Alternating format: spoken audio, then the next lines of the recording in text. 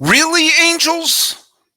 You know, this is why we can't have nice things. You are Locked On MLB, your daily MLB podcast. Part of the Locked On Podcast Network, your team every day.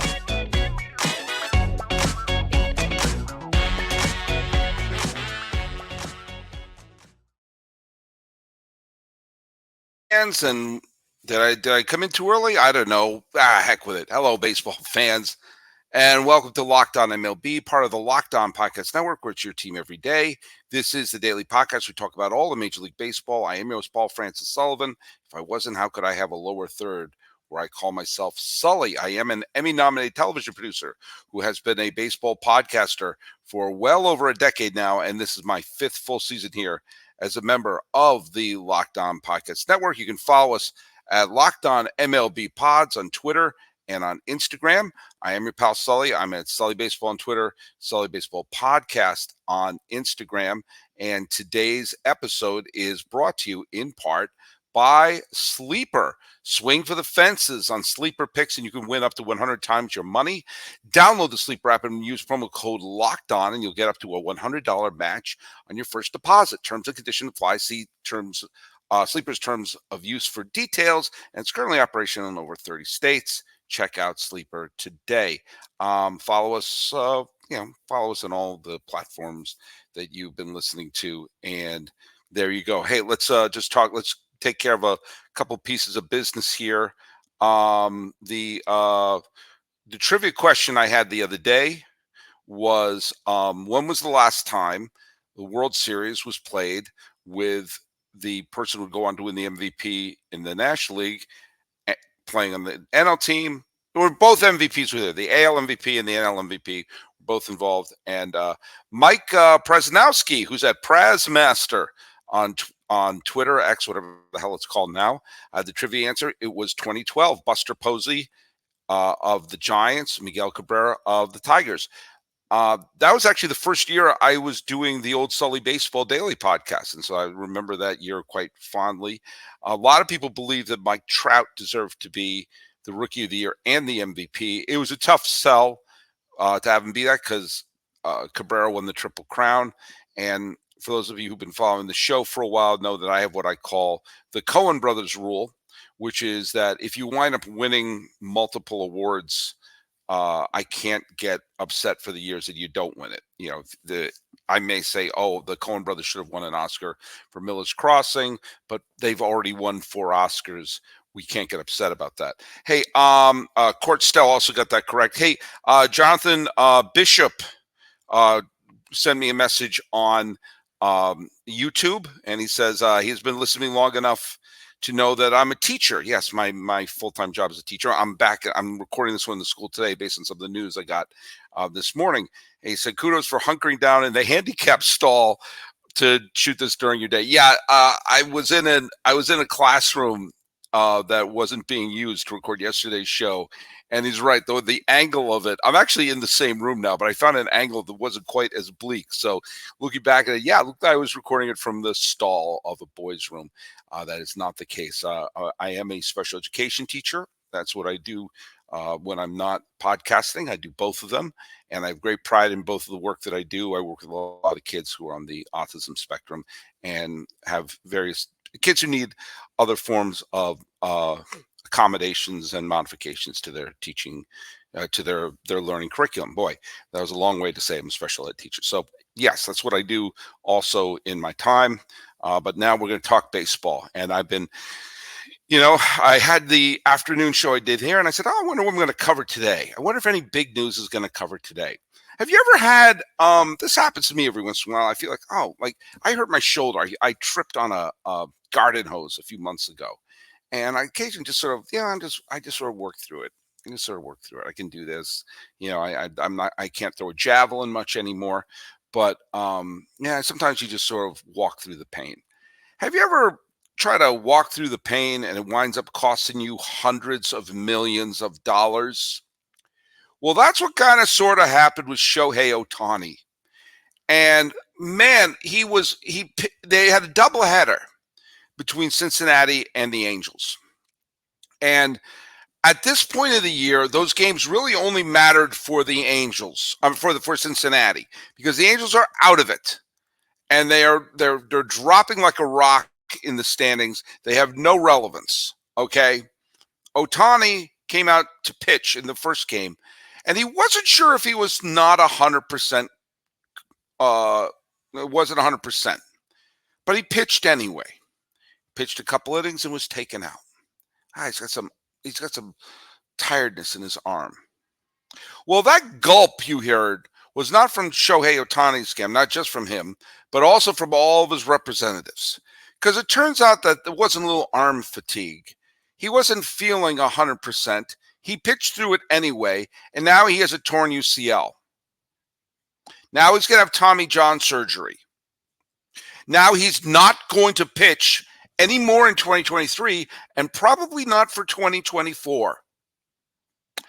You know, when you're about to make $500 million and you feel 99.9999999% that 0.0000001% should tell you, no, not going to pitch anymore. That's what he should have said when the Angels made the grotesque decision to not trade him. I said on this podcast, they had two choices. Call him up and say, what's the number? Give me the number it will take to have you sign right now. If the response was, I'm going to test out free agency, then they had to trade him. And now, instead of saying, hey, some other team has him for the stretch run, he said, if you can't have him, nobody can. Tommy John, he's not going to pitch next year. Suddenly, his value as a free agent, which is still through the roof, but it's no longer this, oh my God, he can change the trajectory of a team. He is no longer I don't think he's going to win the Cy Young Award this year. I think Garrett Cole is going to win the Cy Young Award for the New York Yankees. But he is still having a fine season. He's still a very good starting pitcher. And to have a very good starting pitcher also lead the league in home runs and take up one roster spot on your team, that is a value that we have never seen hit free agency, and now we're not going to. We are not going to see that happen with him. Why? Because he went out and pitched a garbage time game. Okay, maybe that's not 100% fair because the Reds are now in a half a game in the wild card position. They have the third wild card spot, and they have half a game on there. And so, okay, fine. It wasn't a garbage time game, but still, Ohtani is gone. He's not the idea of an elite pitcher and hitter hitting free agency as one human being is now not going to happen. And the Angels have just ruined everything about this. How long has Ohtani been with the Angels? Since 2018? 0 winning season. Winning season, 0 500 seasons. And they had Mike Trout in his prime. And the entire career of Shohei Ohtani. And they'd not been able to put a 500 player on the 500 team on the field. And now Ohtani is going to the free agency, yes, with tremendous value, but not this unicorn that we couldn't comprehend. And by the way, did you see Trout's back on the injured list? Because he came back. Why? Because he's Mike freaking Trout. And he realized, I only got a couple more weeks left to play with Shohei Ohtani. But now he's on the injured list. Everything about this stinks. It stinks that this prime was there. Thank goodness we had the World Baseball Classic with them. Because at least we had some fun there. With Trout's prime, which, he's starting to get injured more and more. And the days of sluggers staying healthy deep into their 30s mysteriously ended right around the same time that PEDs were being tested for. So Trout's great prime is probably not that many more years. And we don't know what's going to happen to Ohtani. Yes, he's going to get a big contract. Yes, his great-grandchildren will be able to go to law school based upon what he makes Okay, he's going to make more money a year than I could imagine in a lifetime. I understand that. Although, keep in mind, I am a special ed teacher. That's where they make it rain. But still, we can't even have the down the stretch moment of wondering what will happen. Everything about this stinks. I don't feel really 100%. Well, guess what? You play for the Angels. You know, ironically, and there was a who the hell wrote there's someone wrote a good article about this. I have it here. It's on the MLB.com. Who wrote this? Sorry, I gotta give credit where credit is due. Will Leach, is that how you pronounce it? Leitch. Will Leach. Who said that ironically, this may help the Angels resign him. Maybe if he comes on and says, "Hey, give me a 2-year contract extension with the Angels, and I can build back up my, get through my Tommy John year, and then show I can still be a pitcher." But here's the problem with that. Okay, he's already had surgery once. We've already had a year where he wasn't a pitcher. Ohtani he's going to be 30, and 30 is not old, but 30 is not young, especially what we see in baseball. And the sad thing is, he's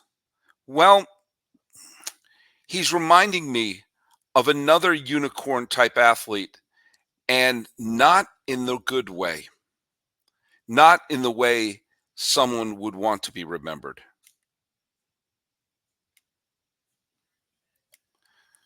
We got some big games coming up, and based on yesterday's game, the Yankees finally broke their winning. They broke that long losing streak. I hope someone went to Sleeper and said, "Hey, Judge, I think he's going to home run. Hell, I think he's going to get 2. Heck, he may get 3." Mookie Betts was like, "I think Mookie Betts is going to get a hit. Maybe 2, maybe 3, maybe 4.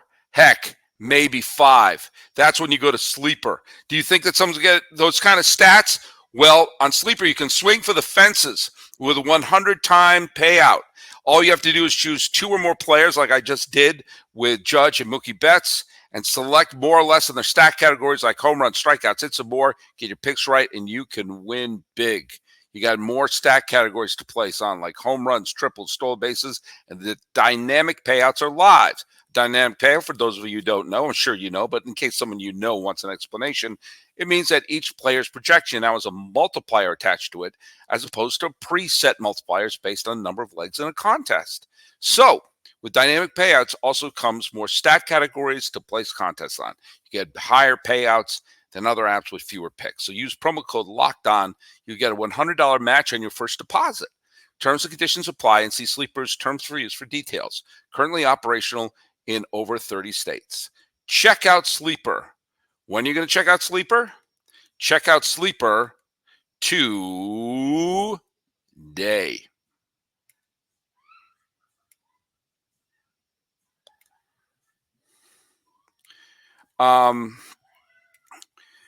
Another unicorn athlete finished his career with the Angels in kind of a sad way, that a lot of what could have been, and that was Bo Jackson. And Bo Jackson was in many ways like Ohtani, in that he was an elite baseball. I mean, he was an all-star who dynamic defense, great power, great stolen bases, and was an elite football player. And when that was happening, when I was in high school, he just captivated the world, or at least he captivated everyone in America. The idea that he's so good at these 2 things, and he can play at an elite level at these 2 sports. And it's one of the great what ifs in the history of sports, is what if he didn't injure his hip as badly as he did, where he needed hip replacement? Could he have continued at that high level as a baseball player and as a football player simultaneously? We saw other players do something like, Deion Sanders was obviously a wonderful player, both as a baseball player and a football player, and that was a lot of fun. But what Bo Jackson did, the level of it was so amazing. And with that injury, sort of built up his mythology, built up the sense of, oh, he was so great, and if he didn't get injured, think about all the great things that could have happened. I don't want to see that happen with Shohei Ohtani. I don't want this to be it. I don't want a bunch of losing seasons with the Angels be the end-all, be-all. And in a way, that kind of did happen with Bo Jackson, who only got to play in the postseason once in his career. Later in his career, when he was with the Chicago White Sox, he got to play in the postseason. He didn't get a hit in the playoffs against the Toronto Blue Jays, and it was kind of a bit of a letdown. I don't want the great highlight of Ohtani's career being him striking out Mike Trout in the World Baseball Classic. As much fun as that was, and it really was, I don't think anything will ever get more people interested in the World Baseball Classic than that final. But still, I wanted a World Series moment. I wanted a great playoff moment. Doesn't have to be a championship. I mean, like Ken Griffey Jr. had his moment. He never got to a World Series. But the moment when he scored on the Edgar Martinez walk-off hit against the Yankees in '95, that is a all-time great postseason highlight. We haven't had that with Trout either. But at least Trout's got to play in at least one playoff series. I don't want this to happen. Sometimes when you protect a pitcher from injury, sometimes people can overdo it. But sometimes it turns out to be the right thing in the long run. Look at Steven Strasburg. Steven Strasburg, who's announcing that he's going to retire at the end of this year. I was completely, if you went back and listened to the old Sully baseball episodes from 2012, I killed Rizzo and the Nationals for not going for it in 2012, resting Strasburg. I mean, especially when you look back that the pitching staff for the Nationals fell apart in that series against the St. Louis Cardinals. And gee whiz, they were sitting one of their best pitchers. And I said, you don't know when you're going to be in that situation again. In the end, that turned out to be the right decision.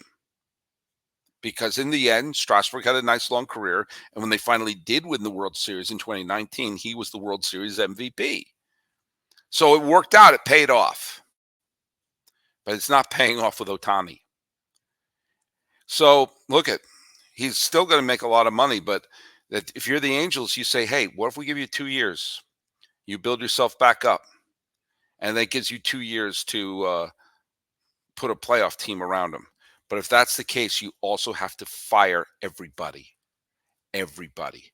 The general manager, the scouting department, the farm directors, everyone short of the people making the bags of popcorn. And even then, I want to see a job evaluation. They have to change everything and make Ohtani realize, okay, we're serious about it now. Sorry, the first 6 years we were messing around. I still wouldn't resign with him and fire him. I still wouldn't. And if I'm a team, I'm saying, hey, did we just get a $300 million coupon on Shohei Ohtani? I hope not, because I want to see him pitch and hit, and I want him to be paid handsomely for it. Man, everything about this stinks.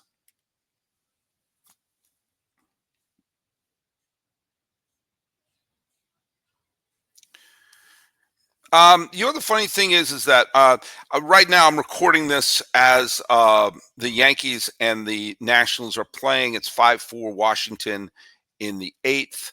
The Yankees are rallying. The Yankees could wind up winning that game. I don't know the answer to that. The Red Sox are absolutely blowing the doors off the dump in Houston. They have an 11-0 lead. That's pretty unbelievable. Oh, the bell rang. Better wrap this up pretty quickly. But the fact of the matter is, you can't always look at strength of schedule. Can't always look at strength of schedule because you don't always know which team is going to go on a great run, even when everyone counts them out. I mean, take a look at the Washington Nationals. They were the end of the All-Star break. They were the second worst team in the National League, and they have won 20 out of their next 31 games. Strength of schedule is a myth. You don't know who's going to be really great, and down the stretch, things can look great for teams that look real. So, good for the Nats for showing up. And also good for the Mets. If you can't give a team a present, they don't have a present, you're offering them a little hope for the future and remembering the past. And Darryl Strawberry and Dwight Gooden were two of the great figures in one of the greatest moments in New York Mets history. And while, like Ohtani, they didn't have all of their great potential come to fruition, they electrified the city in a way that for people of my generation is worth celebrating. The Mets are going to retire both of their numbers. So good for them and good for the Mets for honoring their past. So look at, it's a rough day when you get news like this, but sometimes you got to move on and hope that things happen. Let's do our trivia question for today. Yankee fans love to talk about all their World Series championships they won. The Yankees actually acquired Gooden and Strawberry to come to New York and win championships both with the Mets and the Yankees. They're the only people to ever be on the active roster for a Yankee championship and a Met championship. But the Yankee fans love to talk about their titles. Who was the name of the person who got the save to clinch the first ever Yankee World Series title? That's your trivia question. Send it here, either in YouTube or Locked On MLB Pods on Twitter or on Instagram. I'm your pal Sully. I'm at Sully Baseball on Twitter, Sully Baseball Podcast on Instagram. Lamenting the news of Shohei Ohtani and trying to move on. This has been Locked On MLB for the 24th day of August, 2023. I got to head back to class. I'm Sully.